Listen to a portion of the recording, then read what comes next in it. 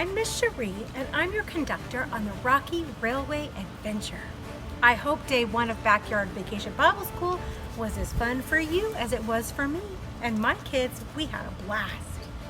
Today, we'll learn more about how Jesus' power pulls us through. Trust Jesus. Did you remember?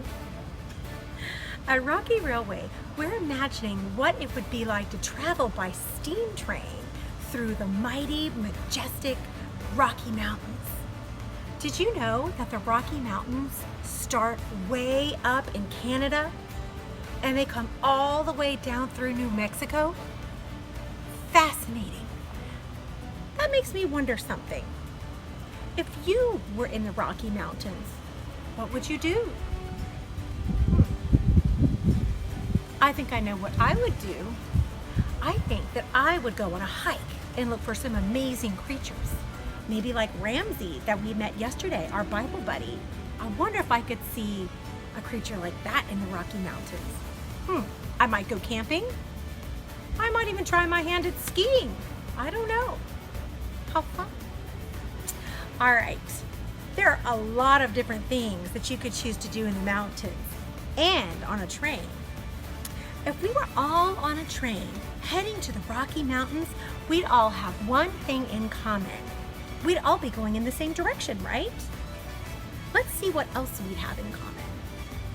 Huddle up with your backyard VBS crew, or by yourself, and take 1 minute to see if you can come up with 5 things your crew member all have in common. Maybe you all ate the same thing for breakfast, or you're all wearing the same shoelaces, or maybe you're all in the same family. I don't know.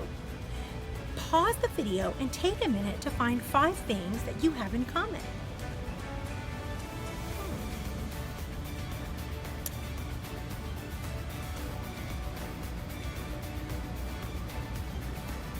And we're back. Since I'm the only one in my crew, I have a lot of things in common with myself. That's silly. God made each of us different, but I'm sure that you found a lot of ways that you have things in common with the people in your crew. Love that. The Bible says there won't be any sadness and there won't be any pain. We can only imagine how awesome heaven will be. But until then, we can look for evidence of God all around us, right here in Bear Creek, in Houston, in Katy, wherever you live. It's there too. But we can't see God like we can see Bear Creek Park, or like we can see the sanctuary at church. We can't see him like that, but we can see what God does. We call those God sightings. Do you have your God sighting bracelet? Here they are. God sightings are sort of a way to see things that happen around you and to give God credit for something that only He could do. So, take a minute. Think about something that is evidence of God around you. Pause the video and tell someone next to you in your backyard Vacation Bible School crew something special that gives you evidence of God's love. While you're doing that, I'm going to check the training schedule. All right, I'm going to share something very special that happened to me. Do you know what happened to me this morning? That was a God sighting. I got to get up and do a Vacation Bible School video just for you. And that has brought me so much joy and happiness. I know that I see the hand of God in that. And now I wish that I could hear all of your God sightings, but I'm just gonna have to imagine. God sightings really are my favorite. So today we have a new Bible point. Our Bible point is that everywhere we go, Jesus' power pulls us through, no matter what twists and turns life has in store. Let's try something. Let me get my balloon. We're gonna pretend that this balloon is you.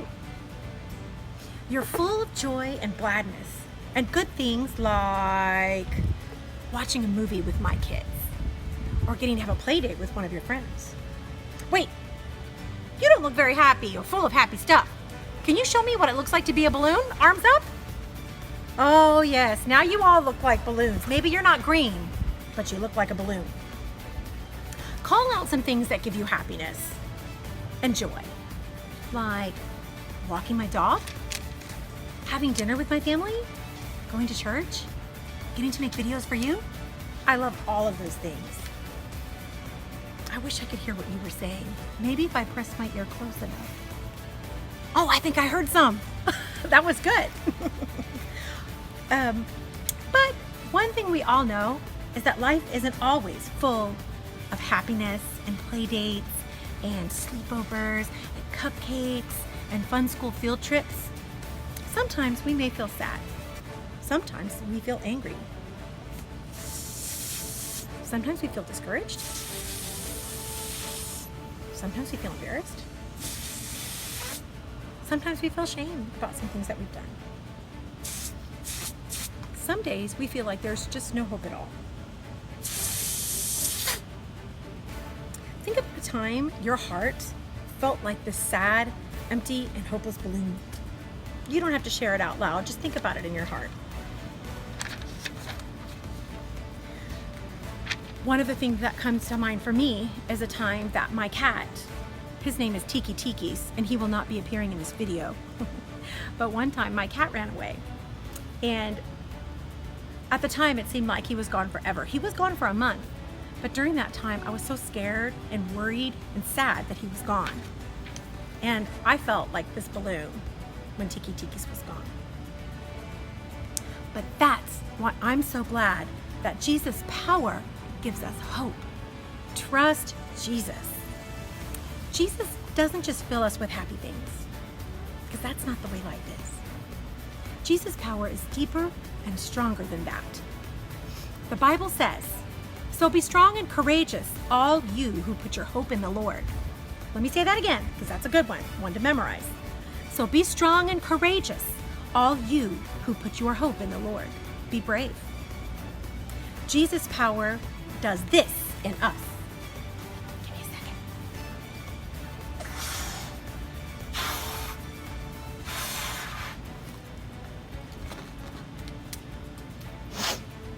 This is what Jesus' power does.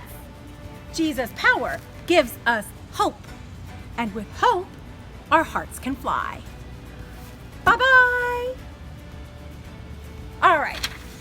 I liked that part. Now I wonder what amazing Bible memory buddy will help us remember that Jesus' power gives us hope. Trust Jesus. Ava is an eagle, and she reminds us that Jesus' power fills us with hope, letting our hearts light. The last thing we're going to do is I'm going to invite you to check out the videos made by Cam, Track, and Abby. It's something special. All right, have fun today. Goodbye.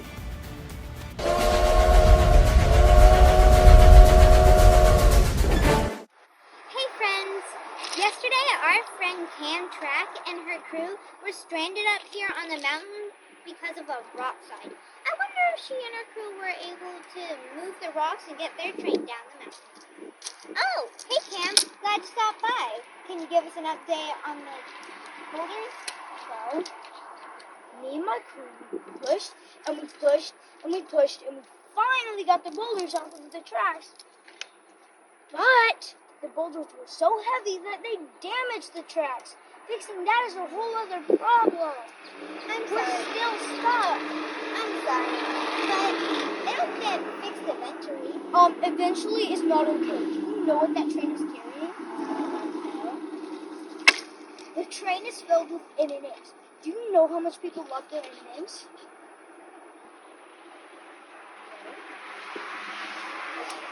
Can't get down the mountain, and the M&Ms won't be delivered. And if they're not delivered, then the people will get mad at us. And if they get mad at us, then they'll yell at us. And if they yell at us, then I'll get scared because I don't like it when people yell at me. So maybe it's just better if we stay up here on this mountain forever, because then the angry people won't find us. But I guess I ran out of steam. Yikes, I'll say. Well, it'll be okay. No one up here is mad at you. I mean, you're surrounded by all these great friends who think you're pretty cool. Well, M&Ms, you don't understand. I may lose my job. I can't risk it. Cam, don't lose hope. Jesus' power gives us hope. Now, imagine you're riding on a train. Go to your happy place. Close your eyes. Driving train. Happy place. Now, we're going over a bridge. Up a hill. Round the bend. Then go to a tunnel. It's dark. But you see a light at the end. Do you see it? Uh-huh. Open your eyes. Whoa, now I really see it. That light is called hope. Jesus' power gives us hope. So whenever you feel like you're lost in a dark tunnel, look to Jesus. Well, I guess it does make sense to hope in someone who won't let you down. Or get mad about M&Ms. Ah! Whoa! Hey, you guys! I see what you're doing. Stop throwing those M&Ms at each other. We have to deliver them. Yikes! Those M&Ms may not be safe. Ah! Stop that, you guys! Stop that! Jesus' power gives us hope.